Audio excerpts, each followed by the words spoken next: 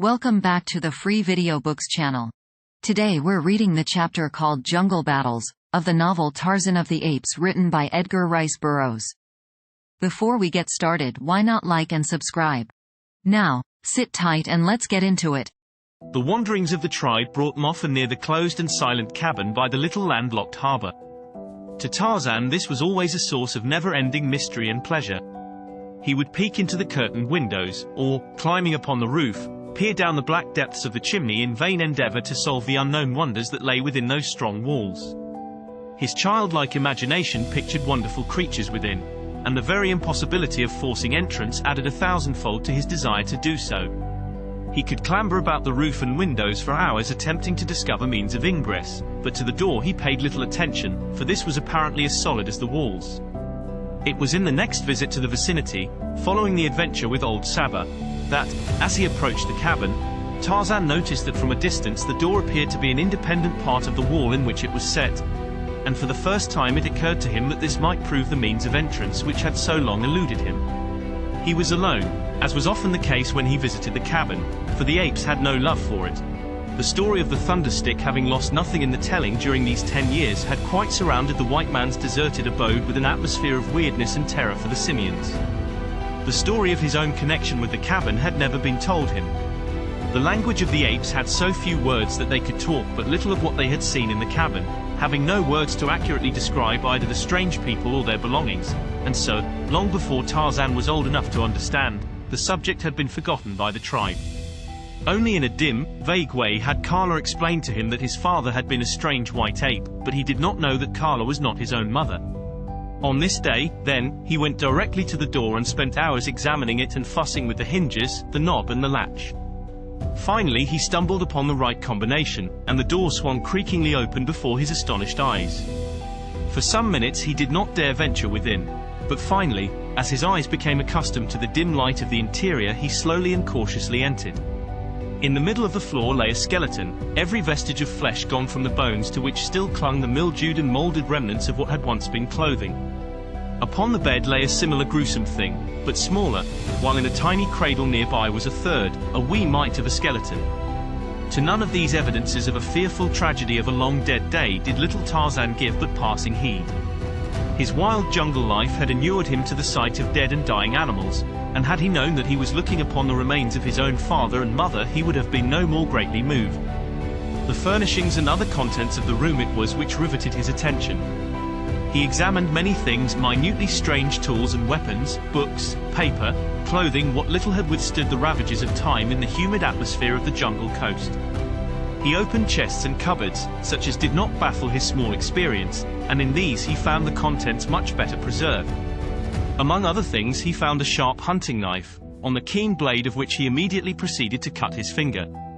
Undaunted he continued his experiments, finding that he could hack and hew splinters of wood from the table and chairs with this new toy. For a long time this amused him, but finally tiring he continued his explorations. In a cupboard filled with books he came across one with brightly colored pictures. It was a child's illustrated alphabet. A is for archer who shoots with a bow. B is for boy, his first name is Joe. The pictures interested him greatly. There were many apes with faces similar to his own, and further over in the book he found, under M, some little monkeys such as he saw daily flitting through the trees of his primeval forest. But nowhere was pictured any of his own people. In all the book was none that resembled Kerchak, or Tublat, or Kala. At first he tried to pick the little figures from the leaves, but he soon saw that they were not real, though he knew not what they might be, nor had he any words to describe them. The boats, and trains, and cows and horses were quite meaningless to him, but not quite so baffling as the odd little figures which appeared beneath and between the colored pictures. Some strange kind of bug he thought they might be, for many of them had legs, though nowhere could he find one with eyes and a mouth. It was his first introduction to the letters of the alphabet, and he was over 10 years old. Of course he had never before seen print, or ever had spoken with any living thing which had the remotest idea that such a thing as a written language existed, nor ever had he seen anyone reading. So what wonder that the little boy was quite at a loss to guess the meaning of these strange figures. Near the middle of the book he found his old enemy, Saba, the lioness, and further on, coiled Hister, the snake. Oh, it was most engrossing. Never before in all his 10 years had he enjoyed anything so much. So absorbed was he that he did not note the approaching dusk, until it was quite upon him and the figures were blurred. He put the book back in the cupboard and closed the door, for he did not wish anyone else to find and destroy his treasure, and as he went out into the gathering darkness he closed the great door of the cabin behind him as it had been before he discovered the secret of its lock. But before he left he had noticed the hunting knife lying where he had thrown it upon the floor, and this he picked up and took with him to show to his fellows. He had taken scarce a dozen steps toward the jungle when a great form rose up before him from the shadows of a low bush. At first he thought it was one of his own people, but in another instant he realized that it was Bolgani, the huge gorilla. So close was he that there was no chance for flight, and little Tarzan knew that he must stand and fight for his life, for these great beasts were the deadly enemies of his tribe, and neither one nor the other ever asked or gave quarter. Had Tarzan been a full-grown bull ape of the species of his tribe, he would have been more than a match for the gorilla, but being only a little English boy, though enormously muscular for such, he stood no chance against his cruel antagonist. In his veins, though, flowed the blood of the best of a race of mighty fighters, and back of this was the training of his short lifetime among the fierce brutes of the jungle. He knew no fear, as we know it. His little heart beat the faster but from the excitement and exhilaration of adventure. Had the opportunity presented itself he would have escaped, but solely because his judgment told him he was no match for the great thing which confronted him. And since reason showed him that successful flight was impossible, he met the gorilla squarely and bravely without a tremor of a single muscle, or any sign of panic. In fact, he met the brute midway in its charge, striking its huge body with his closed fists and as futilely as he had been a fly attacking an elephant. But in one hand he still clutched the knife he had found in the cabin of his father, and as the brute, striking and biting, closed upon him, the boy accidentally turned the point toward the hairy breast. As the knife sank deep into its body, the gorilla shrieked in pain and rage. But the boy had learned in that brief second a use for his sharp and shining toy, so that, as the tearing, striking beast dragged him to earth, he plunged the blade repeatedly into the hilt into its breast. The gorilla, fighting after the manner of its kind, struck terrific blows with its open hand, and tore the flesh at the boy's throat and chest with its mighty tusks. For a moment they rolled upon the ground in the fierce frenzy of combat. More and more weakly the torn and bleeding arm struck home with the long sharp blade. Then the little figure stiffened with a spasmodic jerk, and Tarzan, the young Lord Greystoke, rolled unconscious upon the dead and decaying vegetation which carpeted his jungle home. A mile back in the forest the tribe had heard the fierce challenge of the gorilla, and, as was his custom when any danger threatened, Kerchak called his people together, partly for mutual protection against a common enemy, since this gorilla might be but one of a party of several, and also to see that all members of the tribe were accounted for.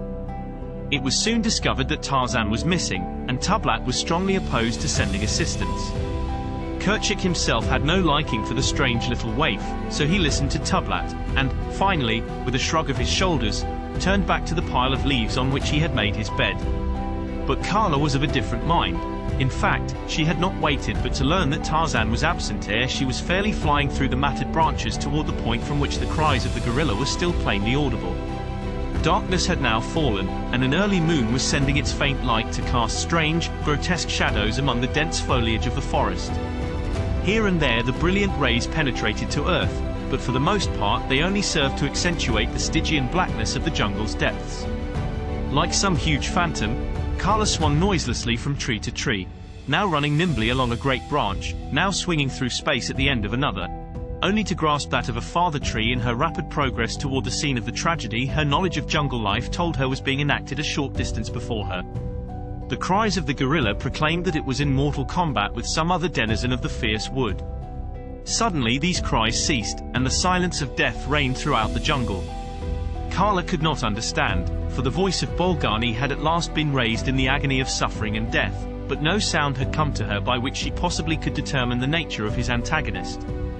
That her little Tarzan could destroy a great bull gorilla she knew to be improbable, and so, as she neared the spot from which the sounds of the struggle had come, she moved more warily and at last slowly and with extreme caution she traversed the lowest branches, peering eagerly into the moon-splashed blackness for a sign of the combatants.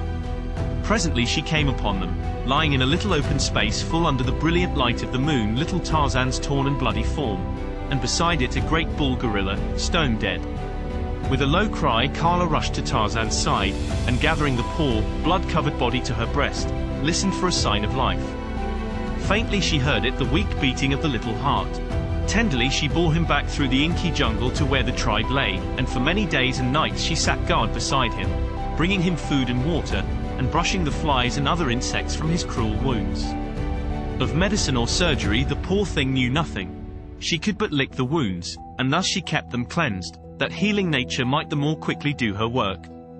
At first Tarzan would eat nothing, but rolled and tossed in a wild delirium of fever.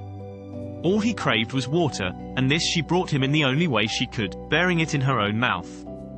No human mother could have shown more unselfish and sacrificing devotion than did this poor, wild brute for the little orphaned waif whom fate had thrown into her keeping. At last the fever abated and the boy commenced to mend. No word of complaint passed his tight-set lips, though the pain of his wounds was excruciating. A portion of his chest was laid bare to the ribs, 3 of which had been broken by the mighty blows of the gorilla. One arm was nearly severed by the giant fangs, and a great piece had been torn from his neck, exposing his jugular vein, which the cruel jaws had missed but by a miracle.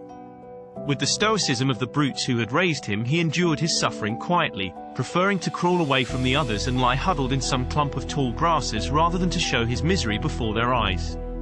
Carla, alone, he was glad to have with him, but now that he was better she was gone longer at a time, in search of food, for the devoted animal had scarcely eaten enough to support her own life while Tarzan had been so low, and was in consequence, reduced to a mere shadow of her former self. Did you enjoy today's chapter of Tarzan of the Apes? Why not subscribe and ring the bell? Next time we'll be reading the chapter, The Light of Knowledge. Don't miss it.